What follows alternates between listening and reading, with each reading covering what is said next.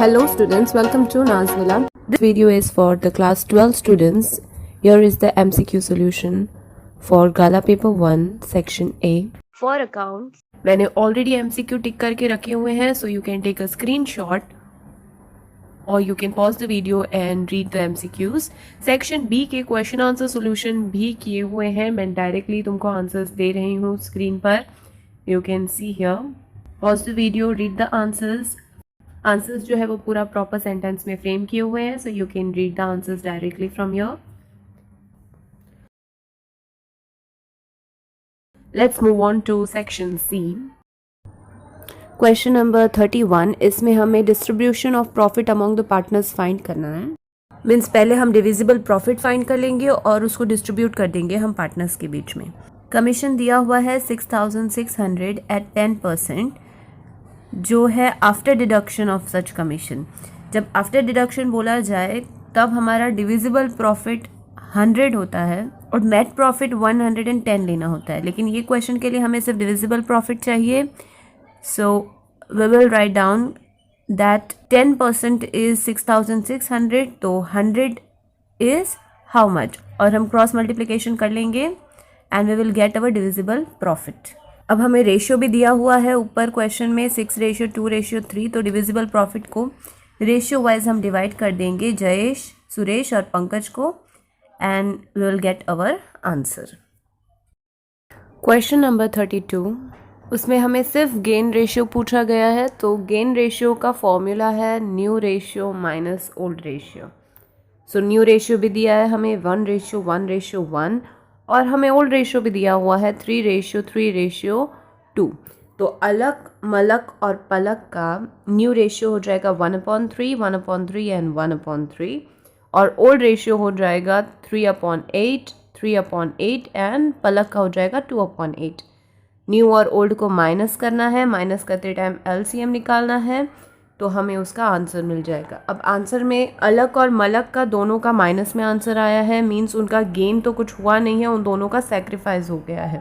और पलक का प्लस में आंसर आया है, तो 2/24 is the gain for Palak. तो लास्ट में हमें बस ये लिखना है कि Alak and Malak have a sacrifice of 1/4 and Palak has a gain of 2/24. क्योंकि हमें गेन पूछा हुआ है इसलिए लास्ट में मेंशन ज़रूर कर देना. Next question is from chapter dissolution of the firm, और यहाँ पे डायरेक्ट लैंड का अमाउंट दिया है और इन्वेस्टमेंट का अमाउंट दिया गया और कहा है कि डिस्क्लोज किया गया है बैलेंस शीट में. तो पहली एंट्री आएगी डिस्क्लोज की, दैट इज़ हमें ट्रांसफ़र करना पड़ेगा रियलाइजेशन में. So realisation account debit to land and building account to investment account, और जो अमाउंट दिया है क्वेश्चन में 1 लाख और 50,000 दोनों लिख दो ऐड करके. After you have transferred it, question में लिखा हुआ है that 80,000 and 60,000 are realised from it, यानी कि इतने पैसे मिले हैं हमें. तो जो पैसे मिले हैं उसकी एंट्री हम कर देंगे cash account debit to realisation account credit. अब यहाँ पर दोनों को अलग लिखने की ज़रूरत नहीं है, हम डायरेक्ट 80,000 और 60,000 प्लस करके लिख देंगे, क्योंकि at the end money is coming in. दोनों को रियलाइज़ करके इतने पैसे हमें मिल गए. उसके बाद next question is dissolution expense of the firm is 20,000. तो यहाँ पर तो कुछ ट्रांसफ़र करने की ज़रूरत नहीं है, हमें सीधा हमें सिर्फ पेमेंट का ही एंट्री करना है. तो बिकॉज पैसे जा रहे हैं हमारे पास से, so realisation account debit to cash and bank account credit because money is going out.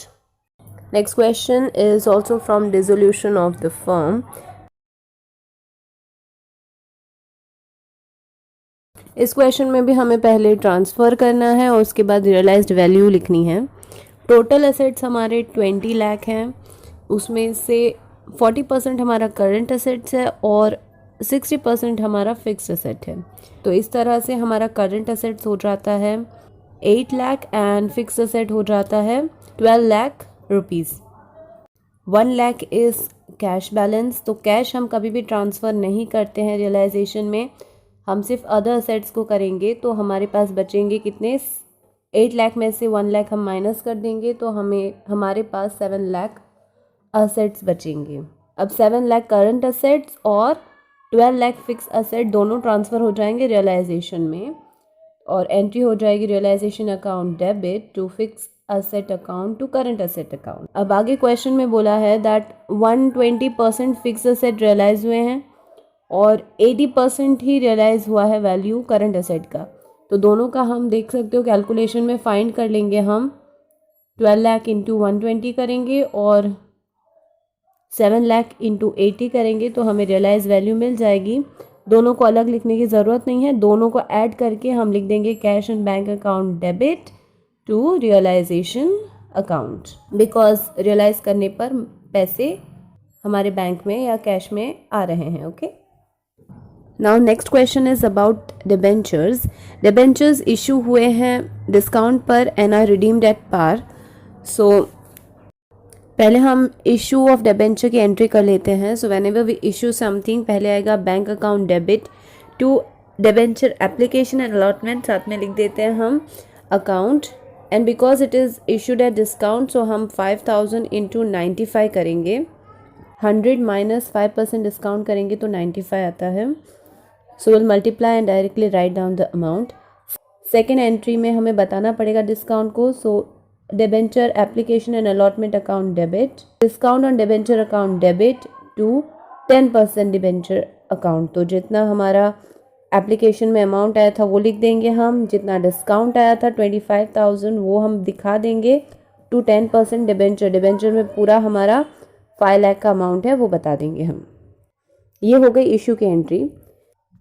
अब बोला गया है रिडीम एट पार, तो उसकी एंट्री बहुत सिंपल हो जाएगी। अब हम उल्टा शुरू करेंगे, डिबेंचर से शुरू करके बैंक पे जाएंगे। So 10% debenture account debit to debenture holder account, और पार बोला है तो हम पूरा 100 से मल्टीप्लाई कर देंगे 5000 into 100 and will get 5 lakh. वो दोनों साइड लिख देंगे, डेबिट में भी और क्रेडिट में भी, and then we will write down debenture holder account debit to bank account and the amount will be the same, and we are done with this sum.